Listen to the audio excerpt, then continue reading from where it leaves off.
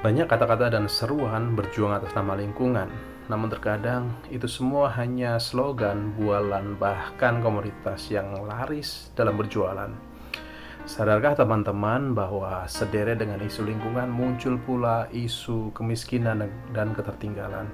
Untuk itu kita harus mulai berjibaku, saling bertarung ide dan gagasan, berkolaborasi, menciptakan harmoni lingkungan untuk kebaikan. Oke teman-teman, salam jumpa kembali di Edika Talk. Hari ini kita akan berbicara sedikit mengungkap fakta, kemudian teori, dan sedikit isu mengenai lingkungan. Lebih spesifik terkait dengan plastic pollution atau polusi plastik.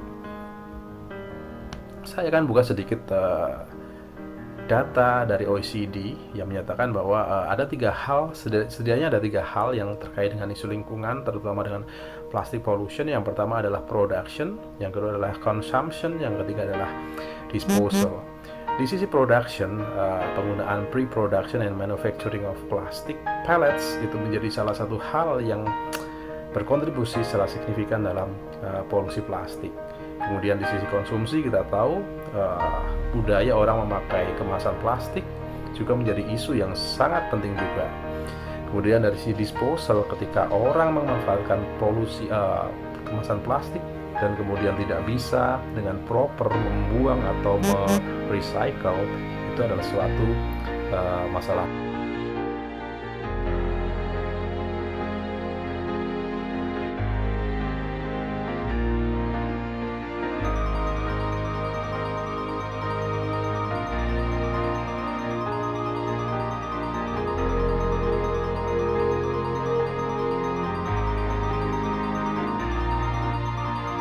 Orang lebih cenderung menggunakan kemasan yang sifatnya durable atau awet dan praktis, seperti kemasan botol plastik dan kantong belanja plastik. Saya mengadakan sedikit interview dengan beberapa orang. Kita lihat video berikut. Kalau saya sih sebenarnya pinginnya kalau belanja ke Indomaret bawa kantong belanja sendiri, cuma seringnya lupa ya, jadi ujung-ujungnya ya kalau belanjaannya sedikit saya nggak pakai plastik, langsung saya taruh motor. Tapi kalau belanjaannya banyak ya terpaksa pakai plastik.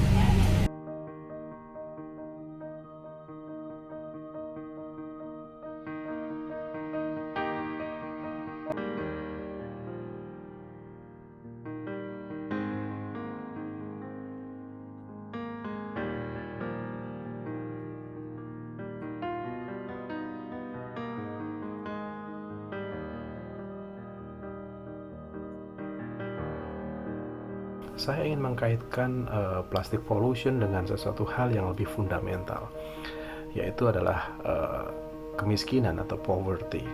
Mungkin teman-teman bertanya, mungkin agak sedikit jauh ketika kita mengkaitkan antara kemiskinan dan plastic pollution.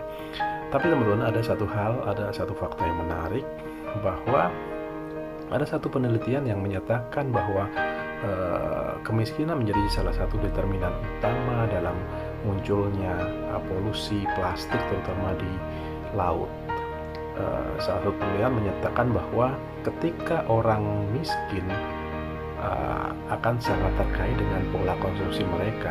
Artinya mereka akan mengkonsumsi sesuatu hal dalam volume yang lebih kecil. Volume yang lebih kecil memerlukan kemasan yang relatif lebih banyak, misalnya dalam bentuk sachet. Nah, ada satu penelitian di Filipina yang menyatakan bahwa daerah dengan tingkat kemiskinan yang relatif lebih tinggi menghasilkan sampah plastik yang lebih besar dalam bentuk tadi kemasan berupa sachet.